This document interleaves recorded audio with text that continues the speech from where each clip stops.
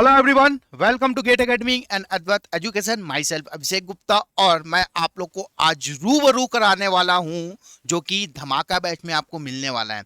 आज मैं लेके आया हूं, जैसे कि आप देख सकते हैं कि आपका जो सिलेबस है RAC, that means refrigeration and air conditioning की बात करने वाला हूं। तो आपको धमाका बैच में आरएसी में क्या क्या मिलने वाला है, कौन कौन सा सिलेबस में क्या क्या मैंने प्रोवाइड किया है, सारी चीज़ें इन्फॉर्मेशन देने वाला हूँ। बहुत ही अच्छे से देखना बेटा, बहुत ही इंटरेस्टिंग है क्योंकि आरएसी सबका इंटरेस्टिंग है। समझ आ रही बातें? चलिए देखते हैं हमारा सिलेबस में क्या क्या है बेटा। सिलेबस में क्या क्या है देखिए, ये जो है रेफ्रिजरेशन एंड एयर कंडीशनिंग, क्या बोलते हैं इसको sir? Refrigeration and air conditioning. Okay, refrigeration and air conditioning बोलते हैं आरएसी का, अगर फुल फॉर्म पूछा जाए तो। ओके, चैप्टर वाइज देखते हैं, चैप्टर वाइज देखते हैं।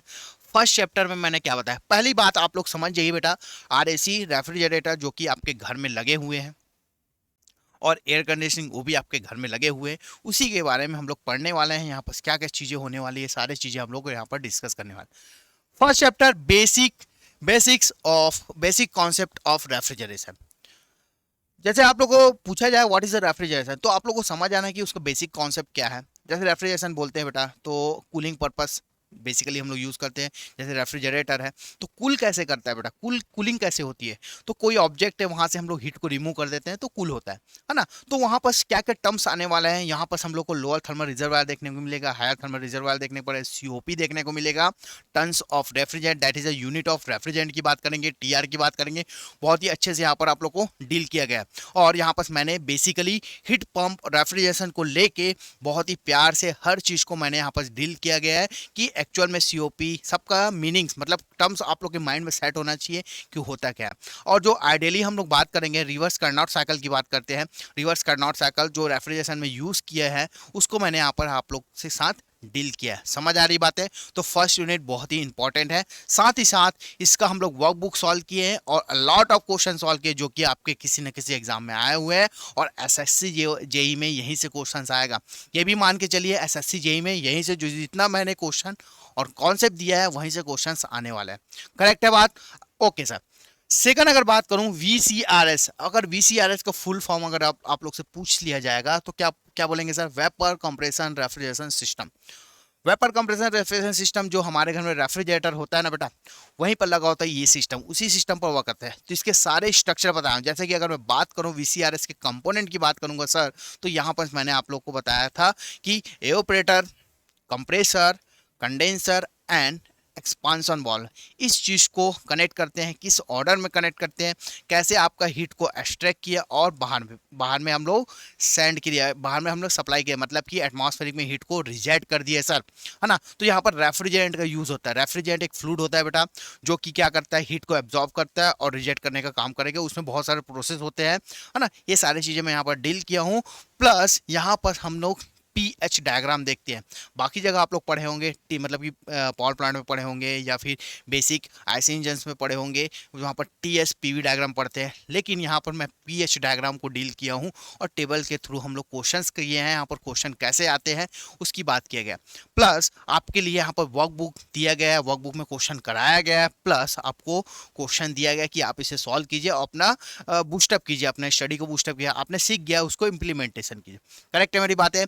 अब क्वेश्चन जैसे जैसे आता है, जैसे कि मैंने यहाँ पास कंडेंसर प्रेशर को इंक्रीज कर दिया और एओपरेटर प्रेशर को डिक्रीज कर दिया या फिर सुपर हीटिंग कर दिया या सब कूलिंग कर दिया, सारे कॉन्सेप्ट आप लोग को यहाँ पास एक ही चैप्टर में देखने को मिलेगा। चलिए नेक्स्ट चैप्टर की बात करूंगा तो एयर रेफ्रिजरेशन साइकिल की बात करते हो। अब बात आती है एयर रेफ्रिजरेशन साइकिल की बात आती है सर, तो एयर रेफ्रिजरेशन साइकिल में क्या पढ़ते हैं? बेसिकली एयर दिख रहा है तो वर्किंग फ्लूइड यहाँ पास क्या होने वाला है? रेफ्रिजरेंट जो होने वाला है एयर होने वाला है।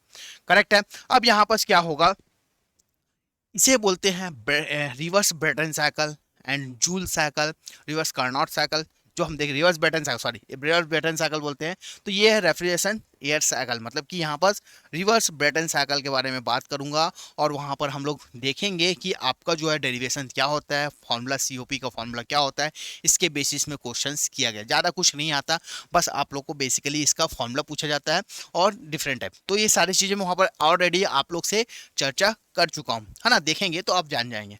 करेक्ट है?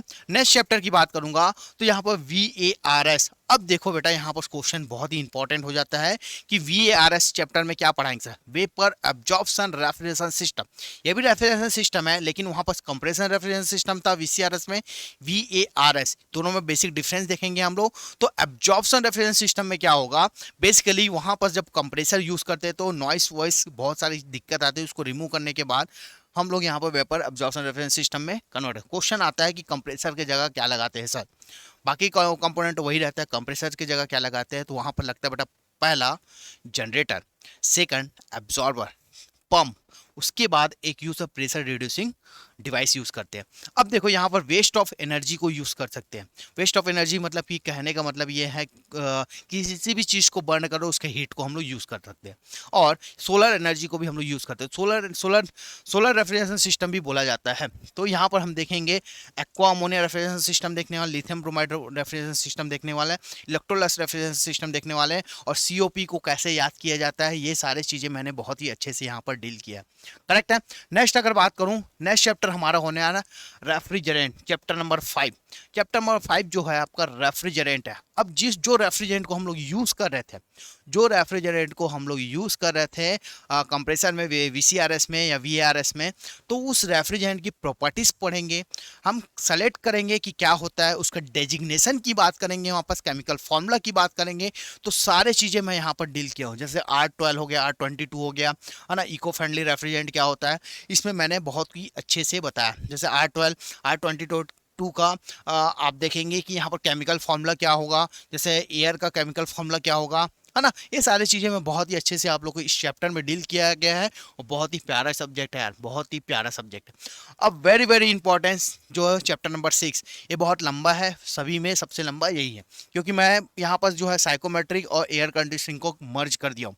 मर्ज करने के कहने का मतलब है, साइकोमेट्रिक क्या होता है, मॉइस्चर की स्टडी कराता है साइकोमेट्रिक, है ना। मॉइस्चर में क्या कहते हैं, ड्राई और वाटर वेपर, ड्राई एयर और वाटर वेपर आता है, उसके प्रॉपर्टीज़ के बारे में बात करेंगे।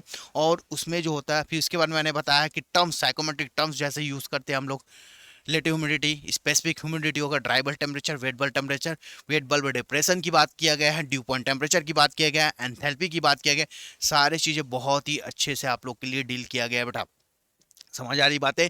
इसके बाद मैं साइकोमेट्रिक चार्ट के बारे में बात किया हूँ, साइकोमेट्रिक चार्ट कैसे बनता है, और उसके बाद चार्ट दिखता है, उसके बाद हम लोग देखेंगे वहाँ पर ड्राई बल्ब टेम्परेचर लाइन कैसे खींचा जाता है, वेट बल्ब टेम्परेचर लाइन कैसे खींचा जाता है, एंथैल्पी लाइन क्या होता है बेटा आपका, रिलेटिव ह्यूमिडिटी लाइन क्या होता है, स्पेसिफिक ह्यूमिडिटी लाइन क्या होता है, पूरे अच्छे से बताया गया। फिर उसके बाद मैंने आप लोग को बताया कि साइकोमेट्रिक प्रोसेस, जैसे कि sensible heating, sensible cooling, sensible heating, sensible को डीह्यूमिडिफिकेशन, ह्यूमिडिफिकेशन, मर्ज में heating plus humidification, heating plus dehumidification, cooling plus humidification, cooling plus dehumidification, ये सारे प्रोसेस बताया गया।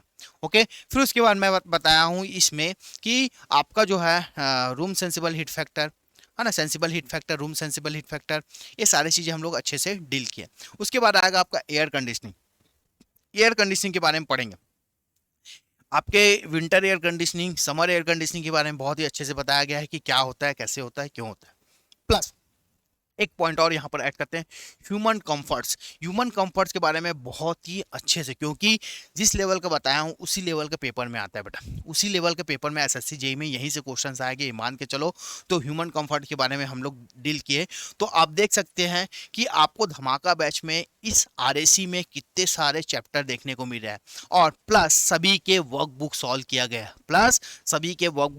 गया है, और आपको बोला गया है बेटा कि आपको 100 पेज का कॉपी बनाना है, नोट्स बनाना है, और मेरे साथ चलना है, जिससे आपको ये सब्जेक्ट में महारती हासिल हो जाएगा। करेक्ट है ना। तो अब बात करेंगे कि हमारा जो है बैच की बात करेंगे, तो आप देख सकते हैं बेटा अभी भी जो है आपका, अभी भी जो है एसएससी बैच का धमाका बैच अभी भी आप लोग के पास है, अभी भी परचेज कर सकते हैं, रजिस्टर कर सकते हैं बेटा, है ना। ये देखो फिर से हो गया, आपको टेक्निकल और नॉन टेक्निकल दोनों मिल गया, फिर दोनों मिलने वाला है, फिर से हो गया धमाका एसएससी जेईई, मात्र 1500 रुपये। 1500 कुछ नहीं होता बेटा, 1500 में आप तुरंत आप इसको परचेज कर सकते हैं। और ऐसा है कि यहाँ पर बहुत सारे सब्जेक्ट है, मैं तो एक ही सब्जेक्ट का ओवरव्यू बताया हूँ, अभी सारे सब्जेक्ट का ओवरव्यू आप लोग को तो देखने को मिलेगा। तो अभी आप लोग इसे परचेज कीजिए बेटा, तुरंत ही रजिस्टर कीजिए और जो जो हमने पढ़ा है उसको बूस्टअप की, क्योंकि बहुत ही कम टाइम बचा हुआ है आपके एग्जाम्स में। हालांकि नवंबर में एग्जाम्स है, टेंटेटिव डेज आ गया है, तो हमको उसको लेके चलना होता है और उसी चीज़ को हम लोग डील करेंगे और सारी चीज़ों को हम लोग पढ़ेंगे। ठीक है, चलिए, तो यही सारी इन्फॉर्मेशन मैं आप लोग को देने के लिए आया था, है ना। हमारे धमाका बैच में एक्चुअली पढ़ाया क्या गया है, आप लोग को पता तो होना चाहिए कि एक्चुअली में पढ़ाया क्या है। ओके बेटा, थैंक यू सो मच। फिर नेक्स्ट वीडियो में फिर मैं और कुछ लेके आऊँगा, आप देखिएगा जरूर। ओके।